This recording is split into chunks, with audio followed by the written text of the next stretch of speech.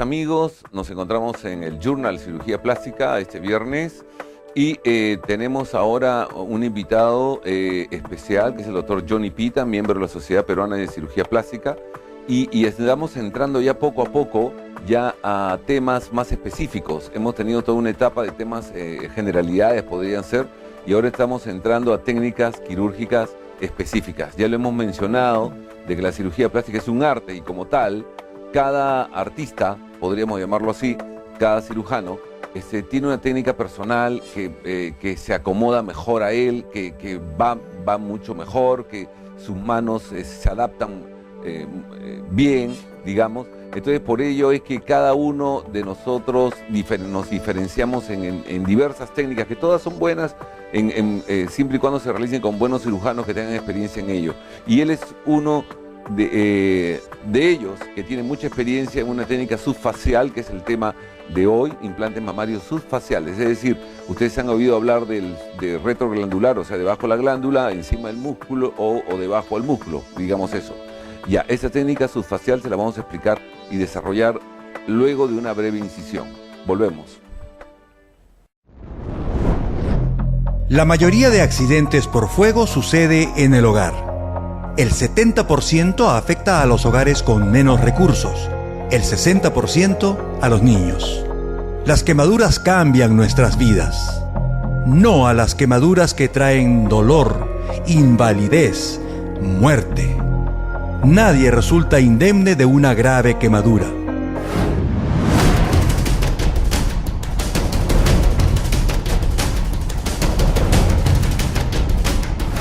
Tuvimos demasiados desastres. Mesa Redonda y Utopía. Más recientes, Santa Anita con 3 bomberos mártires, Cantagallo y Larcomar.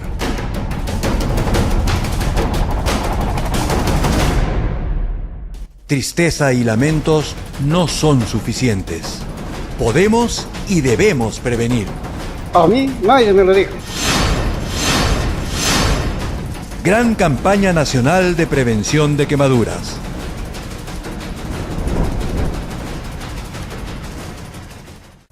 Bien, aquí con lo prometido nos encontramos con el doctor Johnny Pita. Johnny, un gusto tenerte en el programa, gracias por haber aceptado la invitación. Y estamos entrando ya contigo, iniciando ya una fase sobre temas más puntuales, más específicos. Ya hemos tenido programas sobre implantes mamarios, como, varios en realidad, pero siempre en términos generales, modelos de implantes, todo. Ahora vamos a entrar después de lleno a una técnica muy especial que tú la dominas muy bien. Y tipos de implantes. Tu saludo al público y empezamos con el tema, a ver cómo empezó la historia de esto. Okay. Buenos días, muchas gracias Ricardo por la invitación. Aquí gustoso de estar contigo para contribuir al conocimiento de todo el público en general. Dime Johnny, explícale un poquito de historia, cómo empieza todas estas técnicas. Ya hemos hablado la vez pasada con el doctor Moreno de diferentes vías de acceso, planos, de colocación de implantes. ¿Cómo empezó esta técnica? Bueno, en realidad las técnicas más se basan en la calidad de los implantes, que es lo que han determinado la evolución de las técnicas, ¿no?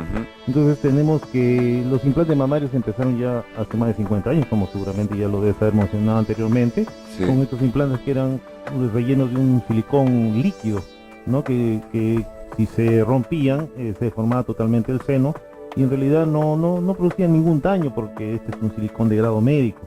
Claro. Pero el principal problema era que, como todo cuerpo extraño, el cuerpo le hace una envoltura, es una cicatriz interna que le llamamos cápsula. Pero hay ciertos tipos de implantes, como son los de superficie lisa, esta cápsula en el 50% de los pacientes tendría a hacerse muy gruesa y se contracturaba de tal manera que en un momento llegaba a romper los implantes. Conforme mejoraron las técnicas, la tecnología, se fueron mejorando la calidad de los implantes, pero la contractura capsular persistía, por eso es que se recomendaba cambiarlos cada 10 años. Entonces, en el afán de mejorar no solo la tecnología, sino también las técnicas, es que inicialmente se ponían detrás de la glándula, que da una forma muy bonita, pero cuando se contraía el seno se ponía duro, ¿no? Muy duro, como una piedra, y cuando se rompía lo deformaba. Es que comenzaron a usar otras técnicas como la retromuscular, o sea, detrás del músculo, de tal manera que el músculo al cubrir el implante y de producirse alguna contractura, esta contractura era más disimulada y la frecuencia también disminuyó. Pero en eso los científicos no descansaron, sino siguieron investigando y crearon los implantes de superficie texturizada. Con estos implantes, la cicatriz que crece alrededor es una cicatriz más suave, más delgada, debido a que la fuerza de contracción, al crecer las células en forma dispersa, se eliminaban entre ellas. Es así que de un 50% de pacientes que hacían contractura con estos implantes, pasó a más o menos un 10% con estos implantes, pero persistía. Ya en la década de los 80 aproximadamente comenzaron a hacerse estudios con el poliuretano. El único fabricante era un fabricante americano. Lamentablemente en esa época coincidió con otro evento, ¿no?, que después lo vamos a nombrar. El poliuretano es una sustancia que es como una esponja, que es utilizada en muchos elementos en la vida diaria, pero para los implantes esta esponja hacía que tenga una cubierta de tal manera que era microporosa y permitía que la cicatriz o la cápsula que crecía sobre el implante no crezca sobre el implante, sino que se integre dentro del implante. Y al crecer en forma tan desordenada, la contractura capsular era casi nula. Estos implantes de primera generación duraron poco tiempo, porque como les mencioné anteriormente, hubo un problema en Estados Unidos en el cual obligaron a los fabricantes a dejar de usar este tipo de implante. Inclusive la fábrica más famosa tuvo que cerrar para evitarse problemas de tipo legal, a pesar de que no había evidencias científicas al respecto, más basadas en el laberinto que se armó con los problemas legales y el periodismo. Sí, pues. ¿No? Y eso, disculpa que te interrumpa, solo para recordar, el programa anterior, el doctor Jorge Moreno, que estuvo justo en esa época en Estados Unidos, yo le mencionaba que Estados Unidos, siendo una potencia mundial, estuvo atrasado como 14 años en temas de implantes mamarios. Sí, atrasado por sus temas legales, cuando a las finales no era que produciera enfermedad alguna, ¿no? Qué pena, qué lástima. Pero bueno, pero eso continúa con el poliuretano, porque es interesante, porque ellos después volvieron. Entonces, el poliuretano dejó de fabricarse, pero esto más o menos coincidió en los primeros años de la década del 90, pero una fábrica brasileña, que no es bueno decir acá el nombre, sí, pues, ¿no? Sí. Es una fábrica brasileña que fabrica implantes, que es el cuarto productor de implantes en el mundo, comenzó a hacer investigación sobre el poliuretano y comenzó a crear la segunda generación de implantes de poliuretano, ya que en la primera el poliuretano no se adhería muy bien a la superficie del implante y con el tiempo se despegaba y creaba como una doble cápsula, que el paciente no lo notaba, pero en los estudios científicos que se hicieron se veía que no causaba mayor daño, pero sucedía. Con estos implantes de segunda generación ya el poliuretano comenzó a permanecer en el implante y los beneficios sobre los otros implantes eran muy grandes.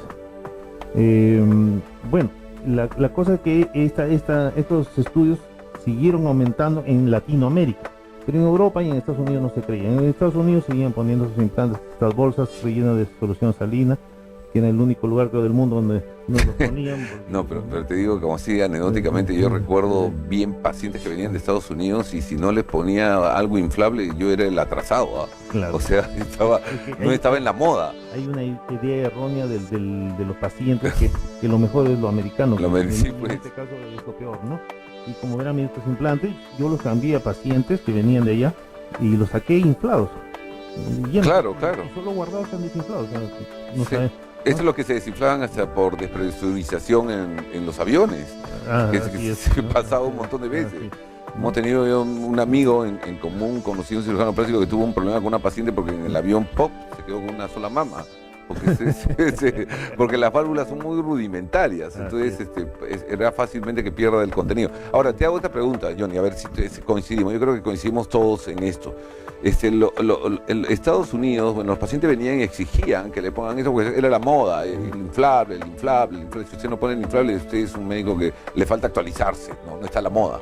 Pero el concepto lógico era que si la silicona producía enfermedades, si habían juicios y para, como decía el doctor Moreno, un protocolo increíble para poder poner un implante que era más fácil que se vayan de Estados Unidos para colocárselos. Igual estabas colocando silicona, porque claro. ¿De qué te sirve tener el suero adentro si lo que está haciendo la única diferencia es que la silicona del contenido del implante era silicona gel y este es un elastómero de silicona, pero claro. Al final es silicona todo, ¿no? La bolsa es silicona, o sea, no entiendo eso. O sea, bueno, así son los gringos, ¿no?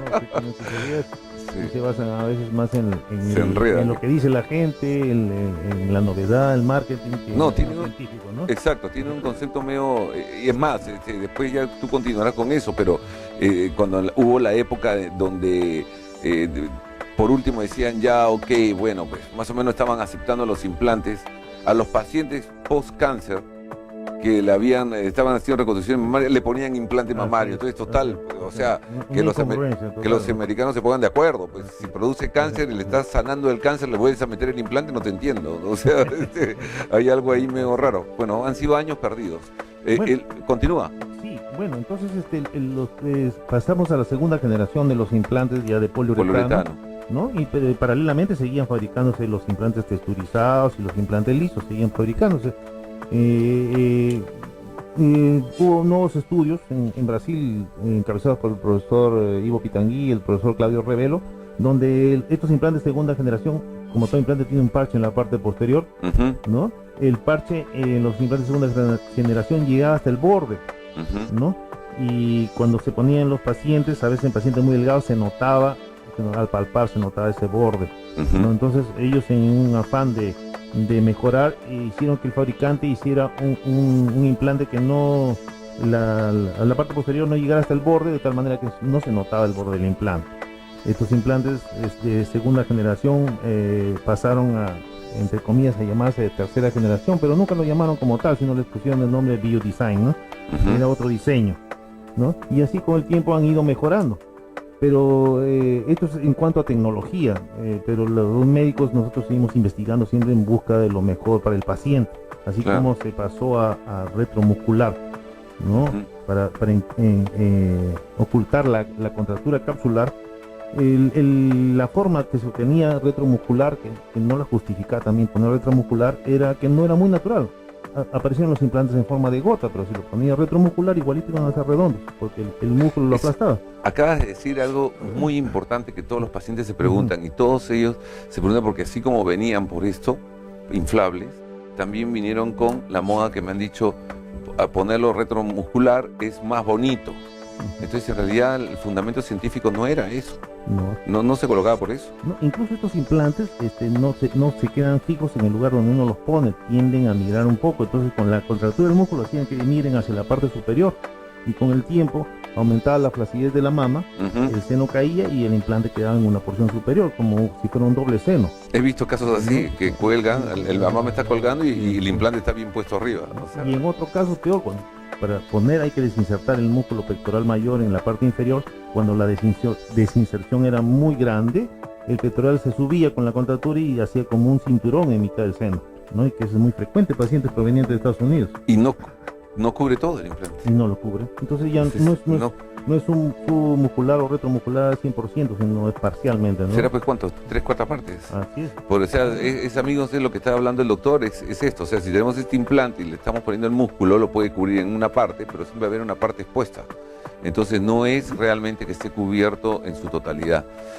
Muy interesante, Johnny. Vamos a hacer una pequeña incisión y retomamos con el tema antes de pasar tu técnica subfacial, porque está bien interesante el tema de implantes. Volvemos, amigos. Holmes Private, la infidelidad y la mentira estarán ahora en su escritorio. Bien, amigos, de vuelta al programa con la presencia del doctor Johnny Pita. Johnny, continúa porque esto está súper interesante en ver esto de poliuretano de segunda generación, tirando por la tercera, pero en realidad es una segunda. Ya te evitabas al mínimo el encapsulamiento, porque sí me ha pasado, a mí me ha pasado y a muchos, de que con el texturizado, que era, ¿no?, digamos, un segundo modelo después del liso, pasaba de que con esto habían casos de encapsulamiento en una sola mama y en la otra no. O sea, he visto eso en pacientes cuando usaba estos tipos de implantes, y no con el poliuretano. Entonces, ¿qué pasó con el poliuretano? Lo pasabas otra vez retroglandular. Claro, la mejor forma en realidad se da cuando un implante está retroglandular, porque da la forma verdadera del implante, ¿no? Si es un implante redondo, le va a dar la estructura redonda a la mama. Si es un implante de perfil natural, le va a dar la pendiente superior que tiene toda caída natural y la mayor proyección en el polo inferior. Entonces, se comenzaron nuevamente a colocar retroglandular, ya que no había contractura capsular. Pero apareció un nuevo problema, ¿no? Porque los problemas nunca paran.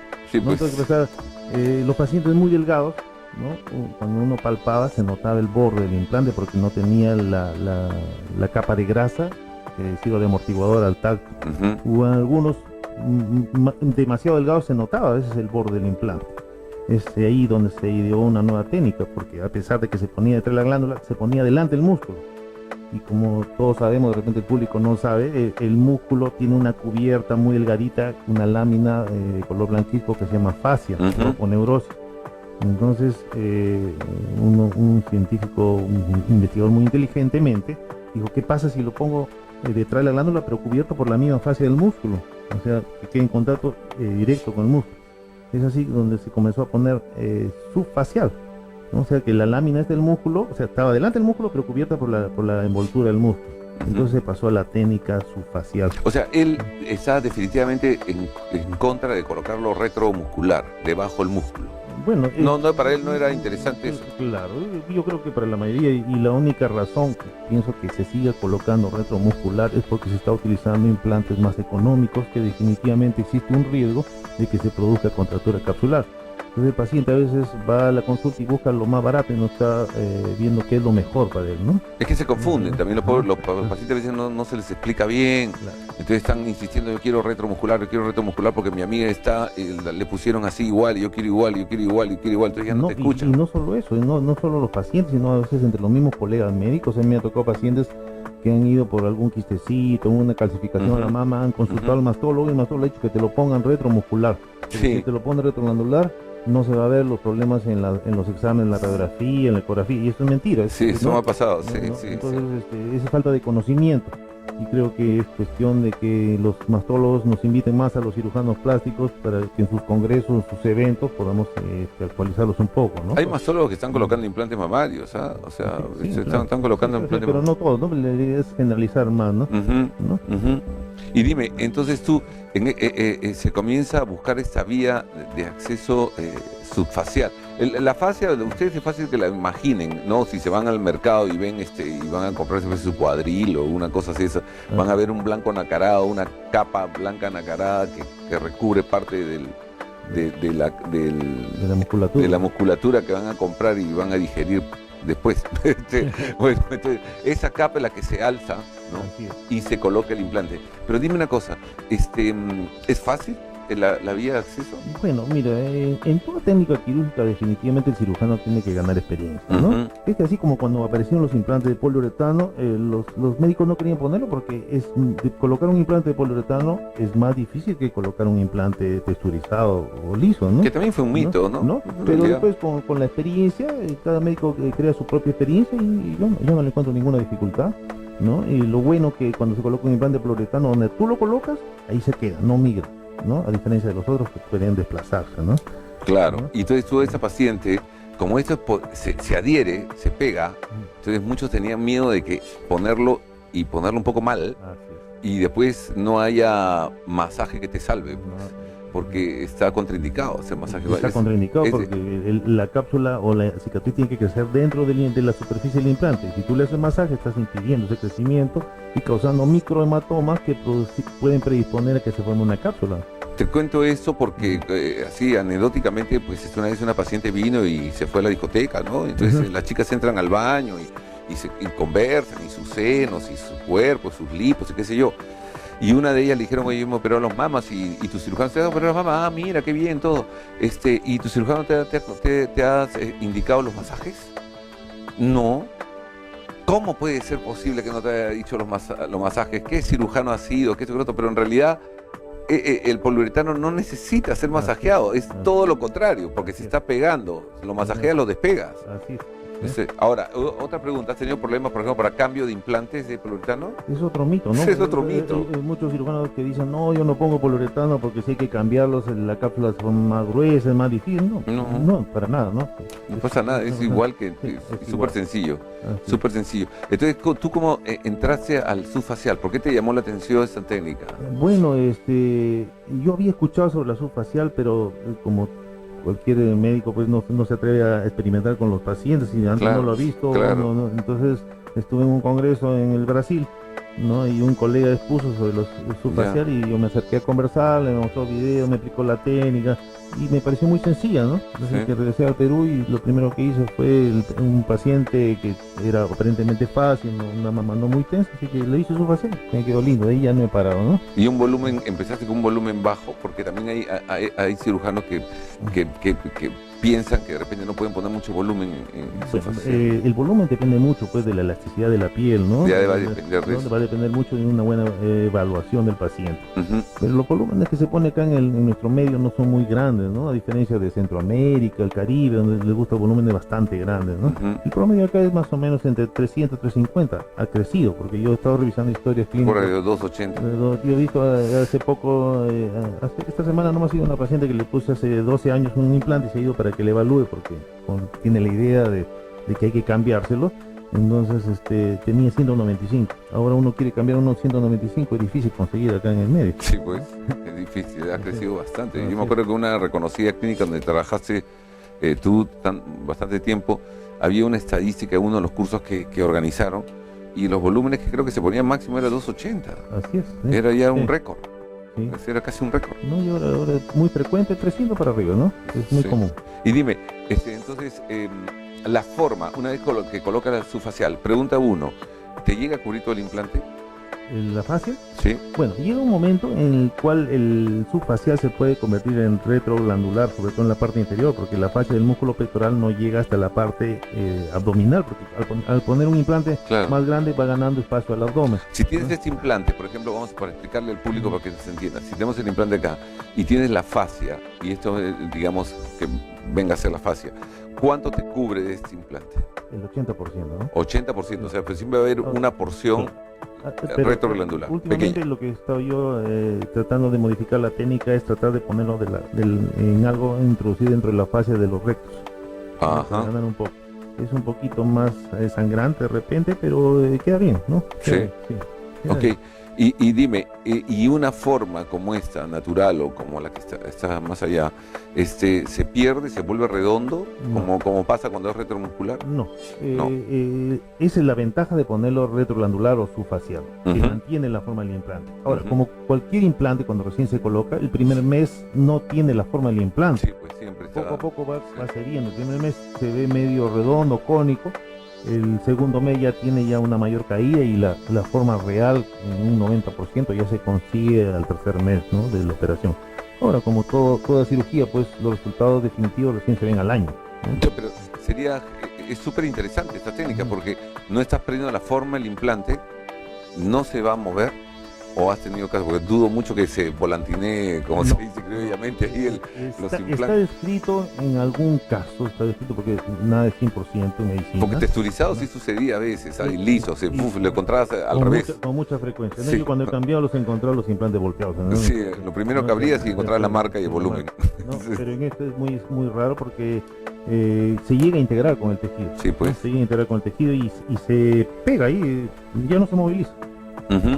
Perfecto. Entonces no perdemos la forma, no hay palpación de ese borde en personas delgadas. Eso es lo mejor de la técnica subfacial, que no se palpa el borde, ¿no? Sí, ¿te tarda más tiempo de lo común? ¿Sangrante? Inicialmente, cuando uno está agarrando experiencia, puede tardarte un poco, pero te diré son 15 a 20 minutos más, porque hay que tener más cuidado en la hemostasia, ¿no? Y yo lo que hago es un despegamiento con electrocauterio, de tal manera que estoy haciendo corte y coagulación a la vez. Claro, porque siempre debe haber un poquito más de sangrado. Y bueno, yo en el 100% de los pacientes dejo dren, ¿no? Que muchos cirujanos le tienen miedo. Y yo ya he hecho estudios, en la institución de Neutrafea anteriormente hicimos estudios con los residentes. Y en pacientes dijimos que el paciente que usa dren tiene menos probabilidad de contractura y su evolución es más rápida en cuanto a la inflamación. Ahora el dren si no lo dejamos mucho tiempo, solo 2 días, 48 horas y lo retiramos. ¿Y qué vía de acceso prefieres? ¿Areolar, periareolar, transaxilar? Bueno, yo prefiero la vía periareolar, ¿no? Periareolar inferior, ¿no? Y en caso de que haya necesidad de corregir alguna flacidez de la piel, completo el círculo, ¿no? Y en caso que te llegue una paciente con una areola pequeña, a veces si llegan con 3 centímetros. Sí, me toca, ¿no? Entonces ahí hay variaciones, hay técnicas descritas, Pitangui describe una especie de Z, hacer las partes terminales de la... Para ampliarlo. Para ampliarlo un poco, o si no, hacer también una semiluna en la piel, porque la piel cuando es muy pequeña se maltrata un poco, entonces aprovechamos esa piel maltratada para sacar esa semiluna y nos amplía el espacio. ¿No? Pero en lo posible trato de evitar la sumamaria, por ejemplo, porque es difícil calcular dónde te va a quedar el nuevo pliegue sumamario, puede quedarte muy alto o muy bajo, ¿no? Entonces sí, pues, es una cicatriz notoria, en cambio ahí queda bastante disimulado. Ahora, axilar se usaba cuando se usaban los implantes retromusculares, es la mejor vía de acceso para el retromuscular. Pero en esto no justifica, ¿no? Claro, estamos hablando ahora específicamente, no porque no sea una mala técnica, es una buena técnica, también una vía de acceso rápida, perfecto para esos casos, pero en esto específico que hablaba poliuretano, subfacial, la vía periareolar es la más indicada para ti. Bueno, la sumamaria yo no creo que nadie la use ya, ¿no? O sea, sí, hay bastantes cirujanos que ¿sí? Me han llegado algunos pacientes con su cicatriz, pero yo pienso que en estos tiempos ya no debería usarse. No creo. Sí. Bueno, dime, entonces para ti es ya como se dice, que obviamente te pegaste esa técnica subfacial, no la dejas. Sí, en el 90% de los casos. Me encanta, me gusta mucho por el resultado, ¿no? Volúmenes con los que empezaste y volúmenes que puedes colocar acá máximo. Bueno, ya esta semana que he pasado el volumen, he colocado un 385, así, un implante. Ajá. Que en una paciente, por supuesto, que tenía una areola de más de 3 centímetros, 4 centímetros de diámetro, entonces me permitía poner un implante de mayor volumen, ¿no? Claro. Entonces todo eso hay que conversarlo con el paciente también, ¿no? Lógico. Porque una cosa es lo que el paciente pide y lo que uno le puede ofrecer. Claro. ¿No? Ahora, ¿qué es y el máximo volumen que hayas podido colocar subfacial? He colocado un 450. 450. Pero así un cambio de implante. O sea, ya estaba dilatado. Ya estaba dilatado, ¿no? Pero como implante primario no he colocado más de 350. Claro, porque ya el otro ya tiene ya el bolsillo ya está, hecho. Y ahí poniendo un 450 siempre te quedaba una porción mayor de descubierta. No, te diré que no. Generalmente es cuando está retromuscular y la paso a subfacial, ¿no? Claro. Ahora, es muy importante pues hacer el bolsillo antes de retirar el implante muscular, porque si retiras primero el implante ya para buscar el espacio es muy difícil, ¿no? Ya, mira qué interesante. O sea, tú lo tienes, este implante debajo del músculo. Entonces tú vas haciendo el bolsillo subfacial primero antes de retirar el implante. Si no ya fuiste. Ese es el asunto. Oye, dime, tipo de anestesia que generalmente recomiendas para colocar los implantes. Yo en la mayoría de los pacientes que hago la mamoplastía primaria, o sea, por primera vez, uso anestesia local con sedación, ¿no? Y a veces con un poquito de apoyo de infiltración intercostal, ¿no? Pero ya una anestesia local es más manejable, sí, pues. Y cuando hay cambio de implantes, y sobre todo si están retromuscular, sí prefiero la anestesia general. Utilizar la general, sí. Porque es diverso, ¿no? Porque la otra vez escuchamos hasta peridurales, pseudoanalgesia general. Claro que la general es una excelente anestesia, un poco más costosa. Es la mejor anestesia, ¿no? En realidad, pero es más costosa. Bueno, pero peridural, hablando del peridural, tiene que estar en manos de un experto. De un experto, porque el riesgo de subirse la anestesia y producir depresión respiratoria es alto, sí, ¿no? Pues tiene que ser un anestesiólogo experto en el tema. Bien, amigos, vamos a hacer otra pequeña incisión y continuamos con este tema que está súper interesante. Ya volvemos. La mayoría de accidentes por fuego sucede en el hogar. El 70% afecta a los hogares con menos recursos. El 60% a los niños. Las quemaduras cambian nuestras vidas. No a las quemaduras que traen dolor, invalidez, muerte. Nadie resulta indemne de una grave quemadura.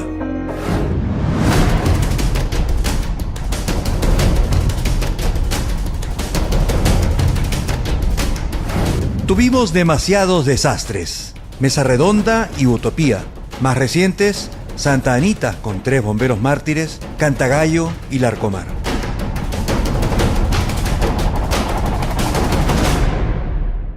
Tristeza y lamentos no son suficientes. Podemos y debemos prevenir. A mí nadie me lo dijo. Gran campaña nacional de prevención de quemaduras.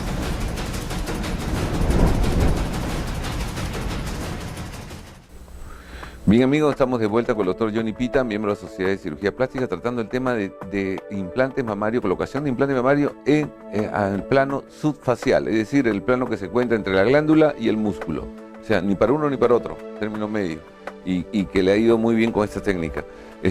Johnny, tú puedes contarnos, siempre suceden casos interesantes, anecdóticos, que a la vez sirven de ejemplo para los pacientes, claro, para que entiendan qué deben hacer y qué no hacer, porque uno de los problemas que tenemos los cirujanos plásticos es cuando el paciente no nos hace caso, o cuando el paciente sale de la operación y dice, uy, esto no duele mucho, y cuando dicen eso, para mí es un susto, porque van a hacer de todo, van a bailar, van a irse de viaje, se van a querer meter a la piscina, qué sé yo, entonces vienen las complicaciones que uno no espera.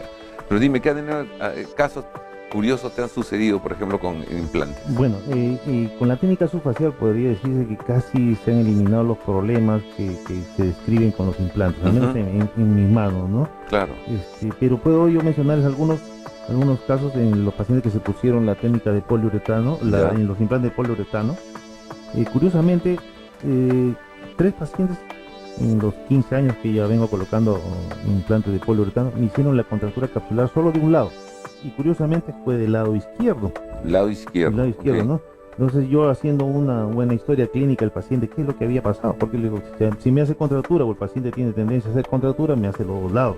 Claro. ¿No? Pero ¿por qué no? Porque solo un lado. Entonces, curiosamente, los 3 pacientes habían tenido un accidente automovilístico. Los 3 pacientes. Los 3 pacientes. Resulta que el cinturón de seguridad, ¿no? Había comprimido el implante, parece bruscamente, y había producido un microhematoma y había desgarrado la cápsula que cubre el implante, y con el tiempo esa inflamación se había vuelto crónica y engrosaba el implante, la cápsula.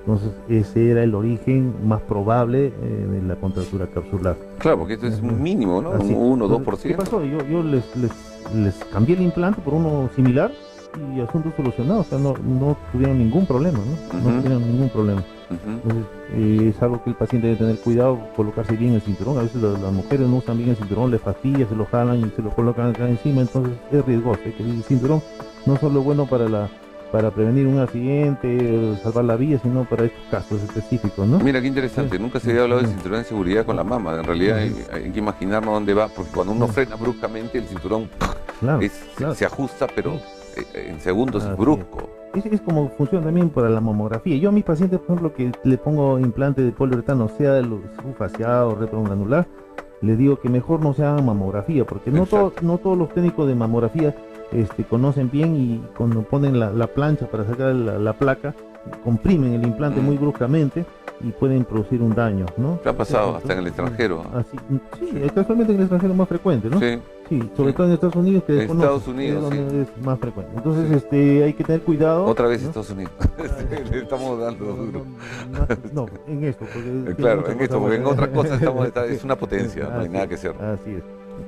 Bueno, pero dime una cosa, ¿qué examen auxiliar? Por ejemplo, los pacientes hablan y del examen auxiliar que prefieres tú hacerlo con tanta tecnología que hay hoy por hoy ya. Bueno, en nuestro medio hay que ver también la economía, ¿no?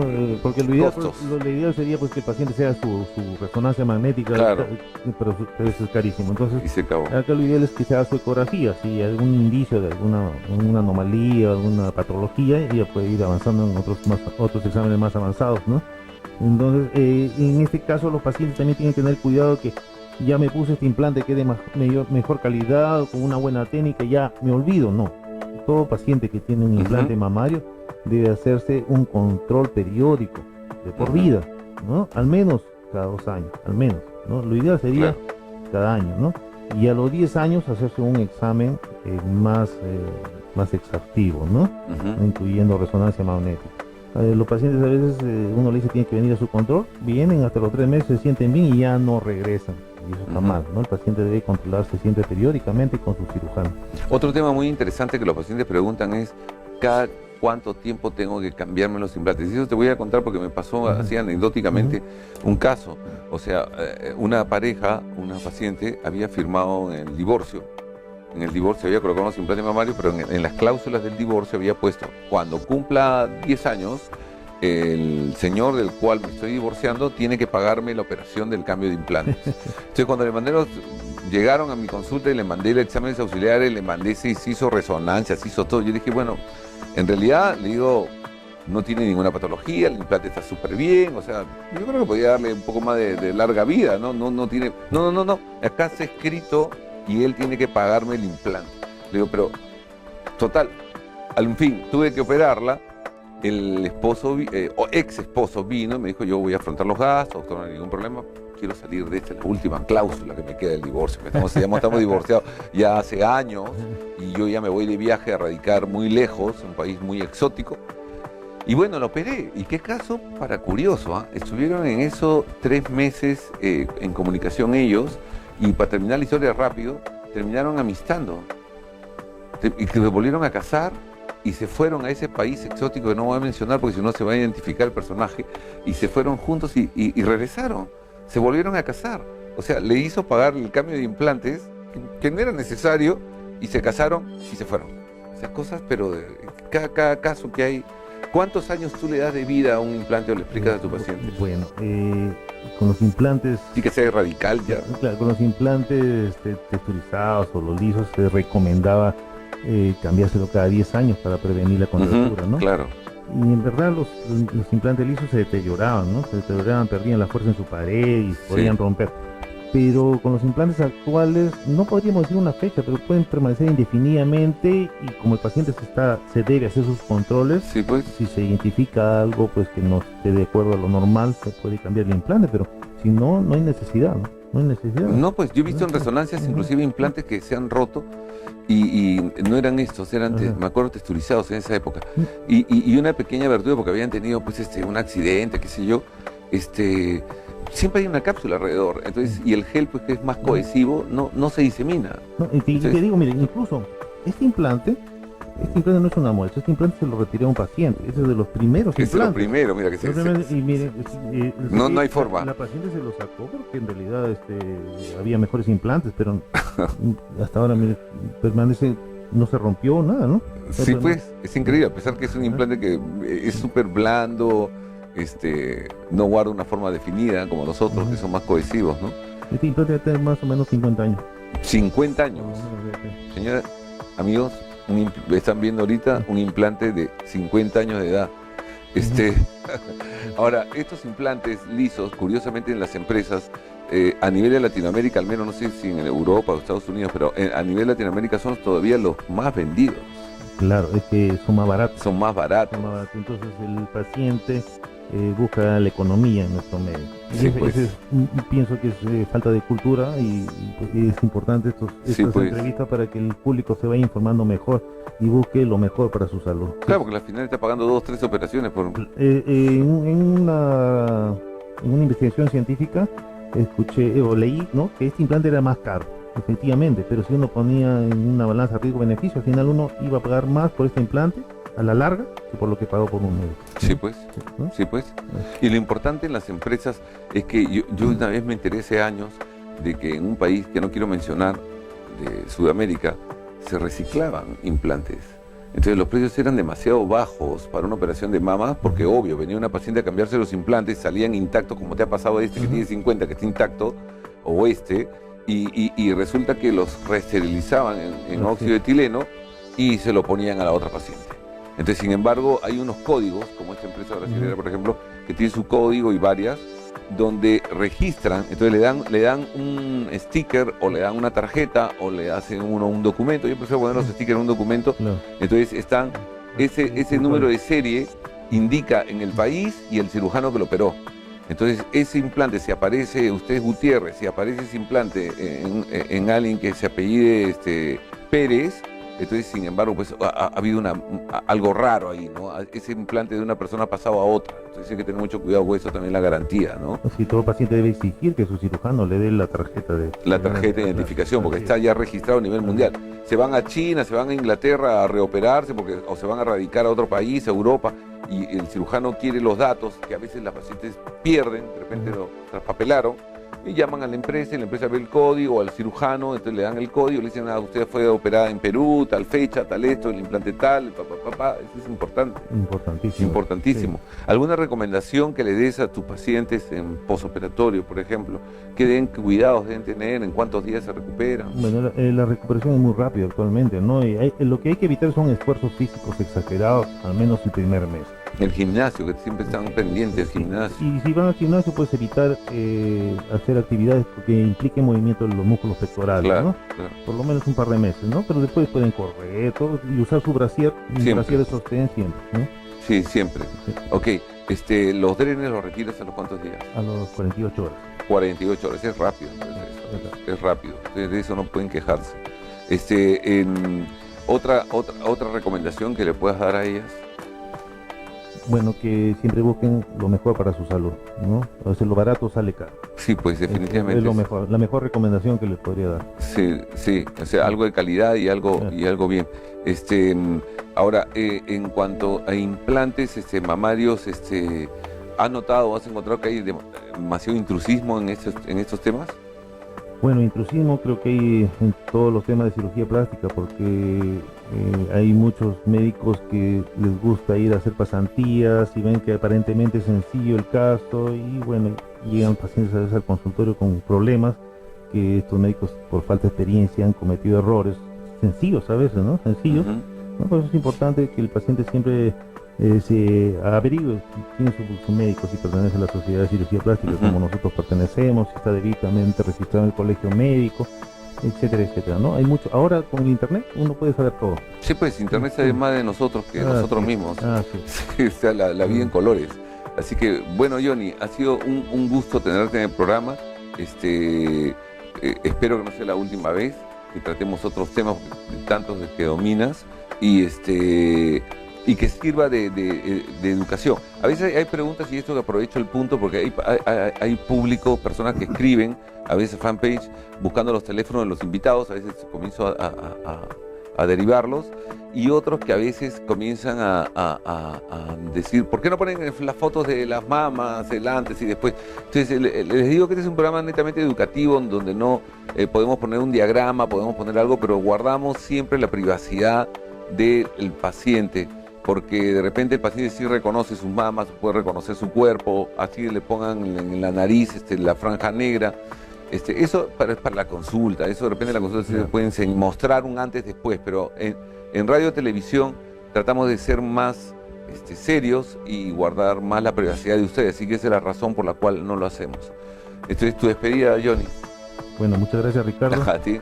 Encantado de venir cuando a veces tú quieras, para colaborar con la educación, principalmente de los pacientes. Así es. Así que ha sido un gusto, amigos, y nos vemos la próxima semana con otro tema interesante. Gracias.